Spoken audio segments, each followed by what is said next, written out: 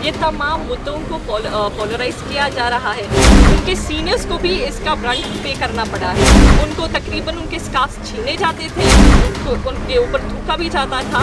वो नफरत की बीज बो रहे हैं इन यंग माइंड्स के अंदर। ये नफरत उनको कहाँ पे लेकर जाएंगे? ब्रांड एम्बेसडर्स हैं पाकिस्तान के, इतना प्रमोट नहीं करता जितना ये लोग करते हैं।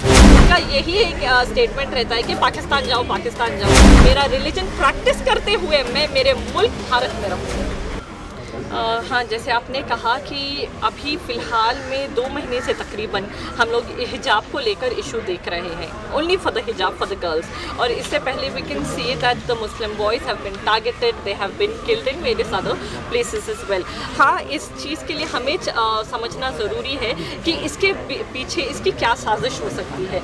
ये तमाम मुद्दों को पोलराइज किया जा रहा है, क्योंकि अभी हम लोग देख सकते हैं कि नेक्स्ट ईयर में यहाँ के हुकूमत के इलेक्शन आने वाले हैं। और पिछले साल से लेकर 4-5 सालों में हम देख सकते हैं कोई ख़ास डेवलपमेंट तो हुआ नहीं है। अगर से हम लोग माइनॉरिटीज़ की बात करेंगे तो वो हर राइट से डिप्राइव ही होते जा रहे हैं। तो I think just to cover up the dirt that they have been spilled, ये तमाम चीज़ें उसी चीज़ों को डाइवर्ट करने के लिए जो है, क्योंकि बीजेपी की हमेशा यही कोशिश रही है, जो असल मुद्दा होता है उसको छोड़कर वो तमाम दूसरे मुद्दों के बारे में चर्चा करना ज़रूरी समझते हैं। मुझे लगता है कि मुस्लिम ख़वातीन को अंडर एस्टिमेट किया गया था कि वो अपने हक़ और अपने हुकूक़ के लिए खुद नहीं खड़ी हो सकती। ये हिजाब इशू एक आई ओपनर की तरह है आवाम के लिए कि जब फंडामेंटल राइट्स के बारे में बात आती है, रिलीजियस राइट के बारे में आती है, जो ये मेरा संविधान मुझे आज़ादी देता है, उसके लिए बखूबी मुसलमान ख़वातीन जो है खुद बाइख्तियार अपने दम पर उठकर खड़ी होकर लड़ सकती है और आवाज़ उठा सकती है। उसे किसी बैकअप की या किसी और की ज़रूरत कतई भी नहीं है। नहीं, बिल्कुल भी नहीं। अगर से आप लोगों ने ये लड़कियों से बात किया है, ये टीनेजर्स से, तो आपको पता चलेगा कि ये मुद्दा जो है हिजाब का अभी से नहीं चल रहा है। उनके सीनियर्स को भी इसका ब्रंट पे करना पड़ा है।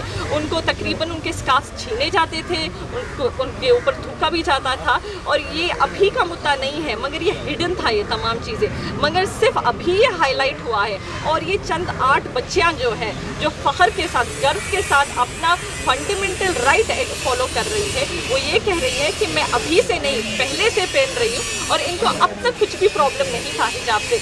ऑल ऑफ अ सडन इनको क्या दिमाग में आ गया कि 2 महीने से इतना बवाल मचा रही है हिजाब को लेकर। क्योंकि ये ऐसा नहीं है कि एक दिन पहले इन्होंने देखा है कि मैं हिजाब पहन रही हूँ। The college, the institution, the administration, उनको बखूबी मालूम है कि ये लड़कियाँ जो है वे इख्तियार ये हिजाब जो है बाइख्तियार कर आ रही है कॉलेज में। आप पहले तो हमें ये समझना चाहिए कि एज टीनेजर्स वो बहुत नाइव होते हैं, ठीक है। तो और ये बहुत अफसोस की बात है कि जो एडमिनिस्ट्रेशन और इंस्टीट्यूशन जो इल्म तालीम हासिल करने की जगह होती है, जो बच्चों को अपना पर्सपेक्टिव ब्रॉडन करने की जगह होती है, उनको बेटर अपॉर्चुनिटीज़ देने की जगह होती है, वो नफ़रत की बीज बो रहे हैं इन यंग माइंड्स के अंदर। तो हम लोग सोचना ये चाहिए कि ये नफ़रत उनको कहाँ पे लेकर जाएंगे। एज रिस्पॉन्सिबल सिटीजन हम लोग क्यों हमारे बच्चों के अंदर ये नफरत की बीज बो रहे हैं? We should try to create a safe and harmony का एनवायरनमेंट बनाना चाहिए, जहाँ पर हमारा संविधान ही हमें यूनिटी एंड डाइवर्सिटी की बात हम लोग करते हैं। हमारे मुल्क की खूबसूरती ही यूनिटी एंड डाइवर्सिटी में है।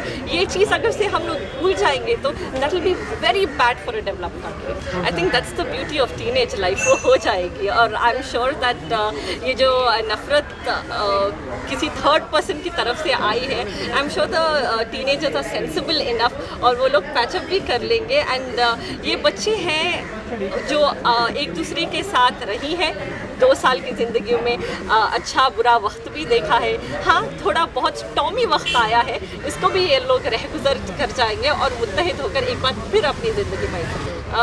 मैं बीजेपी लोगों को तो क्या बताऊँ, ये तो भाई ब्रांड एम्बेसडर्स हैं पाकिस्तान के, क्योंकि उनके अलावा कोई भी पार्टी शायद पाकिस्तान को इतना प्रमोट नहीं करता जितना ये लोग करते हैं। हर एक सेंटेंस में इनके जो है, हर बार जब मुसलमान के बारे में मुद्दा होता है या मुसलमान कहीं कोई स्टेटमेंट दे देता है, उनका यही एक स्टेटमेंट रहता है कि पाकिस्तान जाओ, पाकिस्तान जाओ। तो मुझे यही लगता है कि यही एक ब्रांड एम्बेसडर्स हैं पाकिस्तान के। ये कंट्री मुझे आज़ादी देता है कि मैं अपने फंडामेंटल राइट बाख्तियार करके अपनी ज़िंदगी मैसर करूँ। तो I do not want any politician to tell me which country I should live in and abide by the rules and the laws of that country. ये मेरा हक है and it is my right to stay in India, और मैं बखूबी मेरा religion practice करते हुए मैं मेरे मुल्क भारत में रहूँगी।